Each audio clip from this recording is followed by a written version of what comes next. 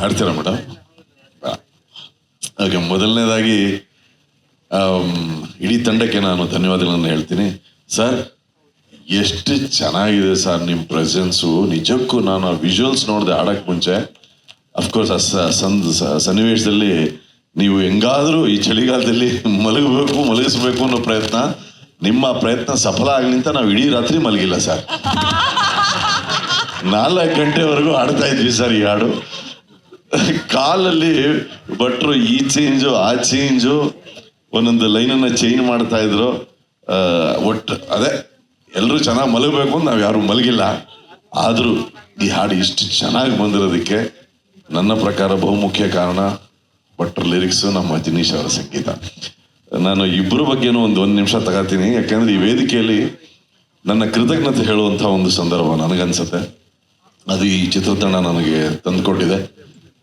ಕನ್ನಡ ಚಿತ್ರರಂಗಕ್ಕೆ ನಾನು ಎಂಟ್ರಿ ಮಾಡಿದ್ದೆ ನಮ್ಮ ಭಟ್ರು ಕೊಟ್ಟಿದ್ದ ಕವಿತೆಯಿಂದ.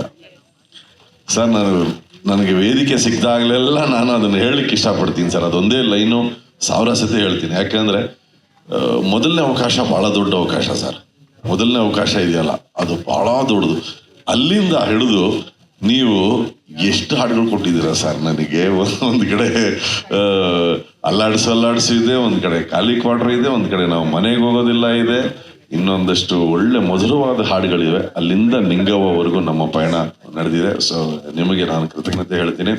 ಇನ್ನೊಂದು ಕಡೆ ಅಜನೀಶ್ ಅವರು ನನಗೆ ಹಿಟ್ ಮೇಲೆ ಹಿಟ್ಟು ಸ್ಪಾಟಿಫೈಲಿ ನಾನು ನೋಡಿದ್ರೆ ನನ್ನ ಟಾಪ್ ಸಾಂಗ್ಸು ಎಲ್ಲ ನೀವು ಕೊಟ್ಟಿರೋ ಸಾಂಗ್ಸೇ ಸರ್.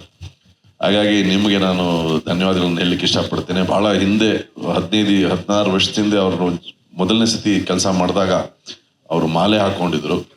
ಅವತ್ತು ಅವ್ರ ಸಂಗೀತ ಕೇಳಿ ಸರ್, ನೀವು ಭಾಳ ದೊಡ್ಡ ಸಂಗೀತ ನಿರ್ದೇಶಕರಾಗ್ತೀರಾ, I really hope to work with you sir ಅಂತ ನಾನು ಹೇಳಿದಂತಹ ಮಾತು ನನಗಿನ್ನೂ ಜ್ಞಾಪಕ ಇದೆ. And I really hope to continue to work with you because you are such an amazing hard working music director sir. And ನಿಮ್ಮ ಹಿಂದೆ ಬಾಬಿ ಅಂತ ಒಂದು ಶಕ್ತಿ.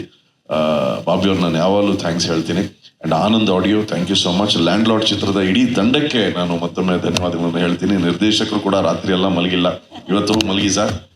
ಆ್ಯಂಡ್ ಸಮಸ್ತ ಜನತೆ ಈ ಹಾಡನ್ನು ಕೇಳಿ ಆಶೀರ್ವದಿಸಿ ಅಂತ ಪ್ರಾರ್ಥಿಸ್ತೇನೆ. ಆ್ಯಂಡ್ ಮತ್ತೊಮ್ಮೆ thank you sir, thank you ma'am, and thanks to the whole team. Thank you. Vijay Prakash sir, ನೀವು ಸಾಮಾನ್ಯವಾಗಿ ಕಾರ್ಯಕ್ರಮಗಳಿಗೆ ಬರೋದಿಲ್ಲ, ಹಾಗಾಗಿ ಈ ಅವಕಾಶವನ್ನು ನಮಗೆ ಮಿಸ್ ಮಾಡ್ಕೊಳ್ಳೋದಕ್ಕೆ ಇಷ್ಟ ಇಲ್ಲ. ಒಂದು 2 line Vijay sir please. Ningavva ಒಂದು 2 ಲೈನ್ಸ್ ನಮ್ಮೆಲ್ರಿಗೋಸ್ಕರ. ಓಕೆ, ನೀವು ಹಾಡ್ತೀರ ಜೊತೆಗೆ? ನಾನು ಹಾಡಿದ್ರೆ 7ನೇ ಮನೆ, ನಂದು 9ನೇ ಮನೆಯಿಂದ ಶುರುವಾಗೋದು. 9ನೇ ಮನೆ? ನಾನು ಬರಲ್ಲ ಸರ್ ಹಾಡಕ್ಕೆ. ಹಂಗೆಲ್ಲ 9ನೇ ಮನೆ. ಬಟ್ ರಚಿತಾ ಮ್ಯಾಮ್ ಹಾಡ್ತಾರೆ.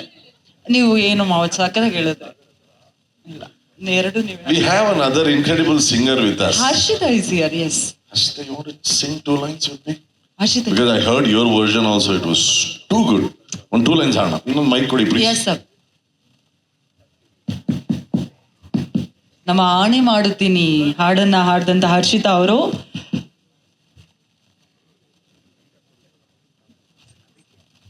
ಟ್ರ್ಯಾಕ್ ಸಿಂಗರ್ನ ಫಸ್ಟ್ ಟೈಮ್ ಸ್ಟೇಜ್ ಮೇಲೆ ಕರೆದಿದ್ದಾರೆ. ಟ್ರ್ಯಾಕ್ ಸಿಂಗರ್, ಮೇನ್ ಸಿಂಗರ್ ಅಂತ ಏನಿಲ್ಲ. Song belongs to everybody. ಇವತ್ತು ನೀವು ಹಾಡಿದಾಗ ಆ ಸಾಂಗ್ ನಿಮ್ದು.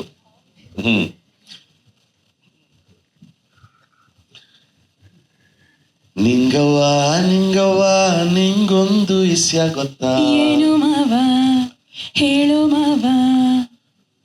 ಹೆಂಗವ್ವ ಹೇಳದು ಮಂದ್ಯವ್ರೆ ಸುತ್ತಮುತ್ತ. ಹೌದಾ